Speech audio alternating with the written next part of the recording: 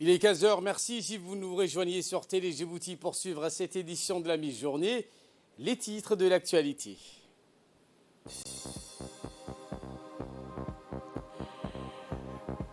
Le chef de l'État, Ismaïl Omar Guelleh, s'est envolé ce matin pour prendre part à la cérémonie d'investiture de son nouvel homologue kényan, William Ruto. Et dans l'actualité internationale, l'Union européenne divisée sur les principes d'un plafonnement du prix des gaz en Europe. Voilà pour les titres. Merci si vous nous rejoignez sur Télé Djibouti. Le président de la République, Ismaïl Omar Guelleh, a quitté aujourd'hui tôt le matin le pays à destination de la ville de Nairobi, capitale kenyane, où il prendra part à la cérémonie d'investiture de son nouvel homologue kényan, William Ruto, aux côtés d'une vingtaine d'autres chefs d'État et de gouvernement issus notamment du continent africain. C'est le stade Kasarani, le plus grand de Nairobi, qui abrite l'événement, mais il est très vite porté à saturation car des centaines de milliers de Kenyans ayant pris d'assaut les artères de route de Nairobi pour prendre part à la cérémonie d'investiture de leur nouveau président élu. Ceux qui n'ont pas pu trouver de place dans les gradins suivent l'événement à travers des écrans géants installés tout au long du stade, ce qui porte à croire que les Kenyans mettent à profit l'investiture de leur nouveau chef d'État pour illustrer leur degré élevé de cohésion et d'unité nationale. Un sentiment donc à l'antipode du risque redouté d'effritement pour la cohésion nationale au Kenya, au prolongement de la controverse passagère engagée au lendemain de la proclamation des résultats de la présidentielle kenyane du 9 août 2022. La préservation de l'unité nationale a d'ailleurs été au cœur de l'allocution faite par le président Ruto à l'occasion de son investiture à la tête de son pays. Nous aurons ces images dans nos éditions de ce soir. La participation du président Guelleh à cette cérémonie d'investiture de son nouvel homologue kényan donne la pleine mesure de l'attachement de la République du Djibouti à marquer de sa présence les événements majeurs de la région. Elle traduit également l'état de disponibilité caractérisant notre pays pour collaborer pleinement avec chaque nouveau dirigeant élu dans la région. Le ministre de la Santé, Dr Ahmed Robleh Abdillah, a reçu dans son cabinet l'équipe du Fonds mondial de lutte contre le sida, la tuberculose et le paludisme, conduite par la gestionnaire du portefeuille de Djibouti pour le Fonds mondial, Mme Jessica Patera. À noter également la présence du secrétaire général par intérim, M. Abdelrader Mohamed Garad, du président du CCMI, Mohamed Saad, et plusieurs hauts cadres du ministère de la Santé qui ont assisté à cette réunion de travail.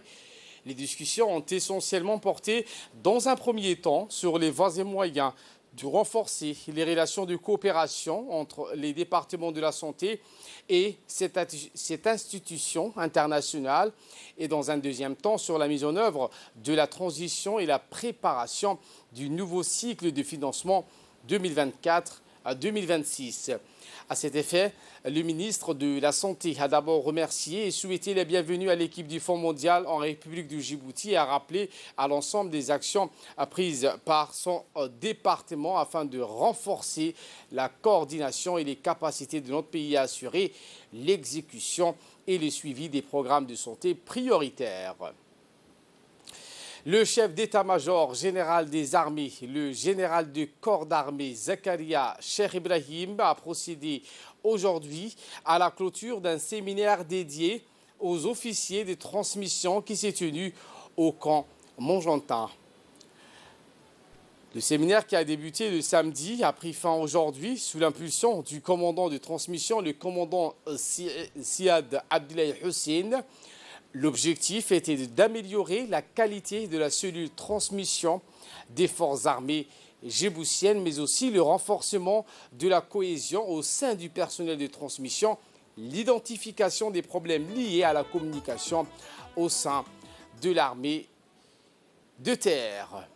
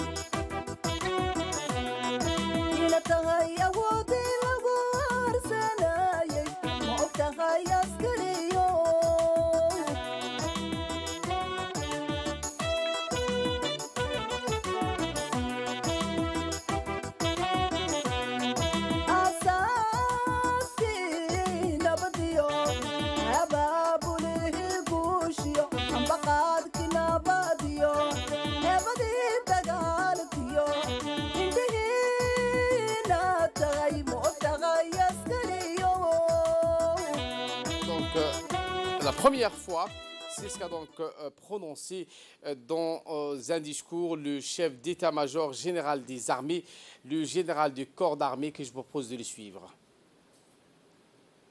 Nous nous retrouvons une fois de plus au camp Mojotan pour cette fois-ci marquer la clôture du séminaire organisé par le commandant de transmission au profit des officiers de transmission et des personnels de trans, des corps et formation. Ce séminaire qui s'est tenu ici, au camp Mojotan, du 10 au 13 septembre 2022, a apporté, sous des travaux de concertation et d'échange entre les différents responsables des domaines de transmission. Une fois de retour dans le corps respectif, les officiers de transmission devront à leur tour transmettre à leur personnel les connaissances acquises durant ce séminaire.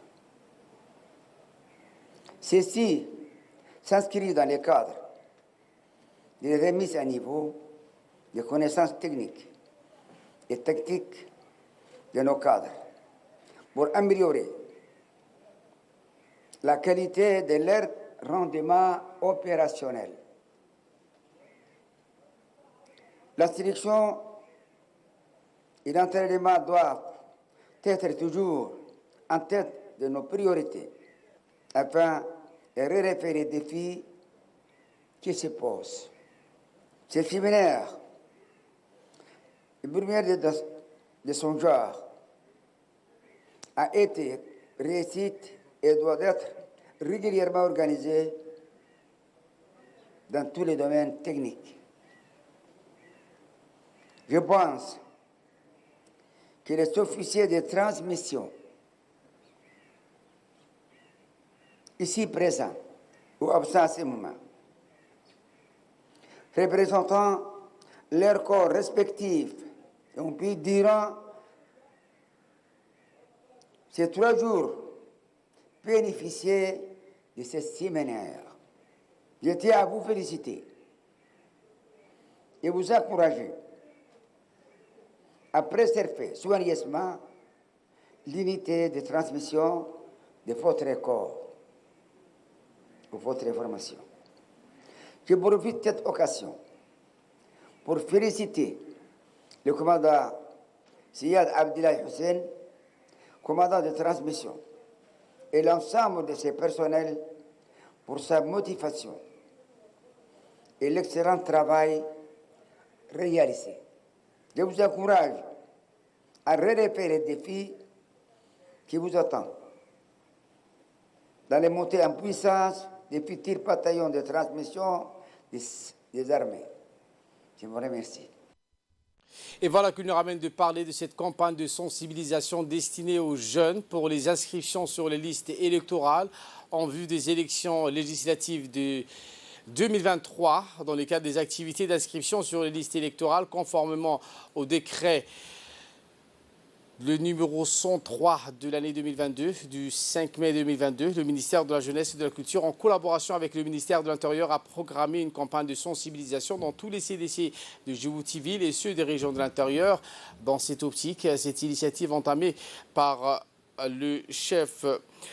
par la ministre, de la Jeunesse et de la Culture, Dr Hibo Moumina Assoui, s'inscrit dans l'agenda de travail de son département quant aux préparatifs et à la mobilisation de jeunes lors des élections législatives de 2023.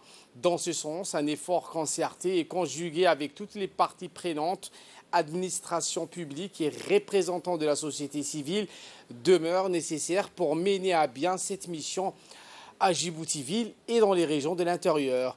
Cette activité se déroulera dans les plateformes du ministère de la Jeunesse et de la Culture, notamment les centres de développement communautaire, les CDC.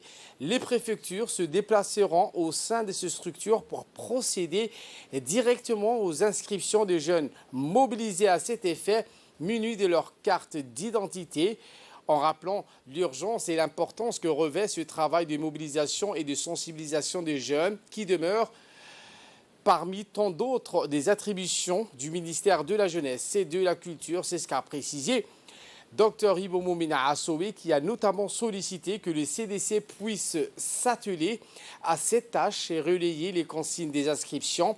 Des réunions préalables ont été organisées au sein du ministère de la Jeunesse et de la Culture. C'était le 1er et le 6 septembre dernier afin de concerter toutes les parties prenantes sur les tenants et les aboutissants et les objectifs à atteindre lors des prochaines réunions.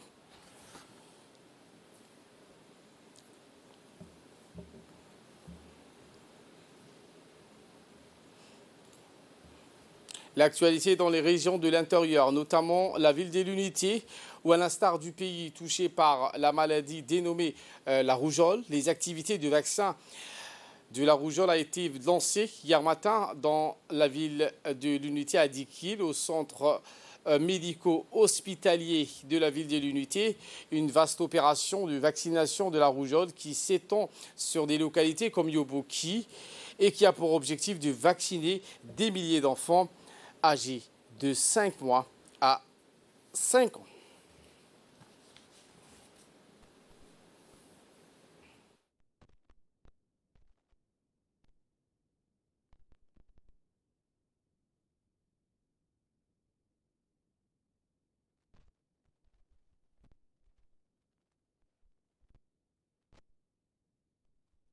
دخل عاصمة gobolka دخل Je vous emmène à Arta cette fois-ci, où la salle de réunion du conseil régional de la région d'Arta a abrité une séance d'échange d'informations sur les projets de participation de la société civile à la gouvernance et au développement local. Ce projet, financé par l'UE, est mis en œuvre par l'Association internationale des maires francophones, l'AIMF, sous l'ancrage institutionnel du ministère de l'Intérieur. L'objectif général de cette mission est d'échanger avec les membres du comité de coordination du développement régional et des organisations de la société civile. Un projet qui porte sur des lignes directives. C'est ce qui est donc à l'appel de propositions en direction des organisations de la société civile en vue de la réalisation des projets concrets et cohérents avec les priorités du développement local de chaque région. Eh bien, plus spécifiquement, les échanges devraient permettre à l'équipe de gestion de recueillir des observations qui devront donc permettre la gestion du projet et ainsi recueillir des observations ou des commentaires sur le contenu des lignes directives, notamment sur les thématiques prioritaires au niveau de chaque région. En nouvelles du monde, je vous le disais donc en titre, l'Union européenne divisée sur le principe d'un plafonnement du gaz, alors que la guerre donc, qui sévit en Ukraine se porte donc bas son plein. Selon lui, des cadavres donc, ont été trouvés dans la ville de Kharkiv. 3 d'entre eux ont été enterrés sur le territoire de la propriété familiale. C'est ce qu'a donc précisé un responsable de l'Union européenne. L'Ukraine qui a annoncé ces derniers jours des gains territoriaux importants dans la région de Kharkiv, frontalière de la Russie, dans le nord-est du pays qui était partiellement sous occupation russe depuis le début de la guerre. Voilà pour l'essentiel de ce 15h. Merci à vous de nous avoir suivis et très bon suivi des programmes sur Télé Djibouti.